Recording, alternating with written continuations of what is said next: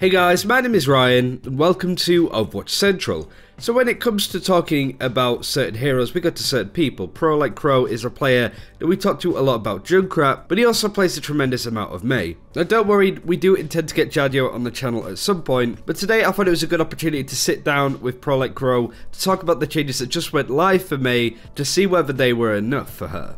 So usually, Chro, we get you on to talk about Junkrat, but it's going to be Mei that we're talking about, the buffs on the PTR, her role within the team, but to start with, introduce us to why you think people should listen to you when talking about Mei, because you're not as known for Mei as you are with Junkrat. So, yep, I'm commonly known for Junkrat since I've been playing it for so long, but I do have an alternate account that I've only played Mei on. I've worked her up all the way to about 4,300. So just get into that bottom tier of top 500 where it really starts getting challenging with Mei, but I still think I've proved some worth with her. But I do want to start with the changes on the PTR. Is it enough? Just to clarify, the first change to her is that the slow effect lasts for a half a second longer. So if she hits you with just one projectile from her primary attack, instead of slowing you down for a second, it's going to be a second and a half. And where this really comes in handy is, as the patch notes have stated, against Lucio or Genji, so these, difficult to hit characters, when combining with her ultimate, before her ultimate is rather slow to use, and it does take that second of time up, so charges start getting knocked off the target, so they'll freeze slower. Now they'll stay on long enough for them to be fully combined with the ultimate, so you can almost freeze someone instantly if you got them a couple shots, and then you ult, and then you follow up couple shots, or just the ultimate will freeze them right away. So the slow duration really helps chaining with her ultimate. The second change is her ammo from 25 down to 20. I'm not gonna lie, when they accidentally pushed it to the live client, it really did help. There was more than a couple instances where I needed that extra shot, or I was freezing someone and I just had, like 26 ammo so I can get 2 shots off afterwards. It really did help, and when they repulled, or when they reset it, they fixed everything, they put it back to 25, I almost felt the change immediately. So the change is good, and I would say it's in the right direction, but overall, I don't think it's going to fix the crux that is Mei. I don't know if we want to call it the one-trick problem, but it's essentially the idea that every hero should be played anytime and still be useful. We heard from Jeff himself, and he said it in one of the dev blogs, and he's like, look guys, one hero is not going to be the strongest in all situations. And from a design perspective, I would agree with that. That's just, I don't think that is possible to make a game that is quite that balanced or designed quite that well. I don't think it's possible. I was just going to say, there's almost that misconception there that the definition of balance kind of goes twofold. For me, or at least we'll start with other people, balance is being able to play every hero within Overwatch all of the time, attack or defense, any game mode, any competitive composition, they should work all of the time. Whereas for me, my definition of how Overwatch would be balanced is that no hero should be able to be played all of the time, attack or defense. Even the likes of Tracer or Genji or Winston D.Va, all of these heroes that are so staple in the meta don't really look to be going anywhere. Yeah, you are 100% correct, at least in my opinion, on what balance means. It means not every hero should be played 100% of the time. Simply put, you cannot balance a game. I can't make Soldier, or I can't make Symmetra as useful as Soldier all the time Soldier is useful. It's just not in the game. Same thing with the support. A Zen is not going to be as good as a Reaper in the situations that Reaper is strong in. It's really tough to make every hero good in all situations on all maps. At that point, you actually stop having characteristics of heroes, right? Everything should be good all the time. It's really tough to balance like that. But we should probably get back onto Mei. We can go over this sort of towards the end, but it's quite interesting that you mentioned that as a player that is known for one trick, in that you actually think that it's okay for heroes like Junkrat and Mei to be somewhat niche. Now, we have a good idea of what Junkrat's role within a team is. It's something we've spoken about quite a lot, and the reality has that hasn't really changed much. What is Mei's role on a team? Because for me, I think her biggest problem is that she doesn't really honestly have one. Mei's role on a team. So the big thing that Mei does, and I think it's almost the Season 1 hog type issue, is that her defining role is her wall ability.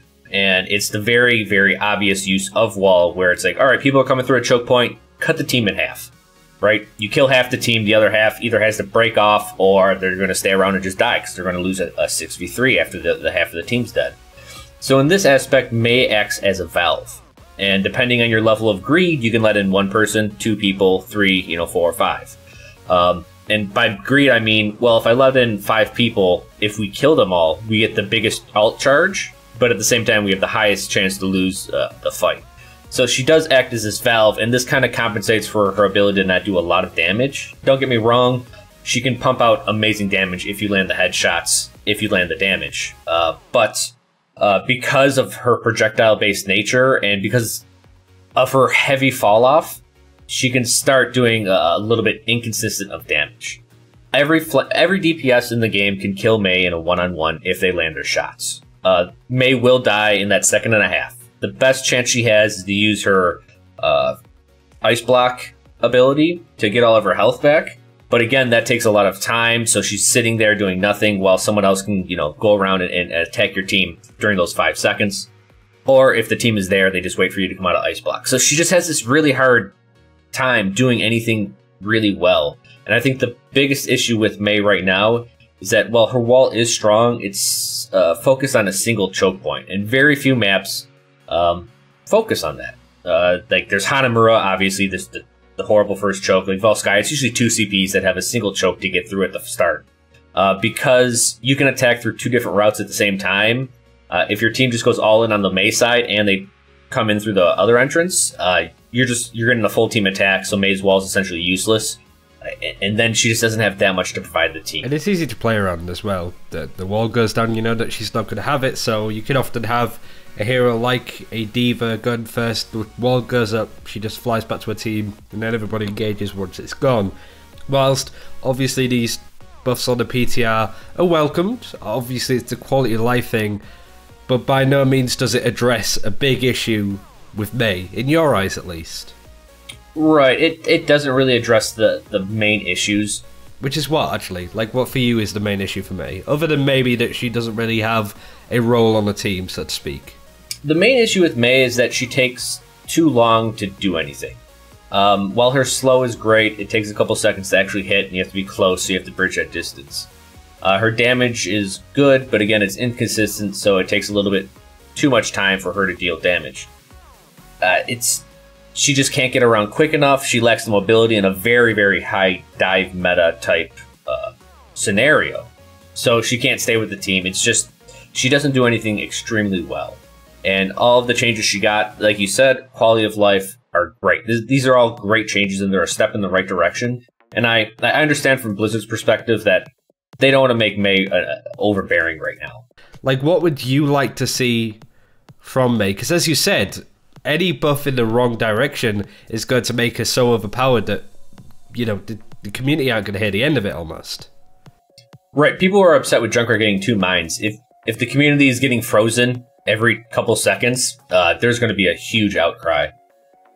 So the direction I think she needs to go in is, one, a minor quality of life change, which would be when she breaks her wall, that's when her cooldown starts. So currently her wall, if you deploy it, it takes 10 seconds to cool down, but the wall stays there for 5 seconds. I would like it for the wall to be on cooldown 5 seconds after it breaks, which if you keep up wall for the full duration, it would be the exact same as it now. But let's say if you miss a wall, if it was baited out or something, and some people don't like this idea, if you broke it right away, then the wall would be ready within 5 seconds. What this actually does, in my mind, is that it gives her some mobility, because Mei does have the ability to get to some high grounds. Obviously not really tall ones, but, ones that are just a little bit of a ledge. This would allow her to prop herself up, maybe prop the team up, and then they can break the wall immediately, and she can have wall again for when the team attacks. Because specifically, I'm thinking of like Hanamura Point 2. You want to control the balcony, and I'm talking about the balcony right in front of the entrance.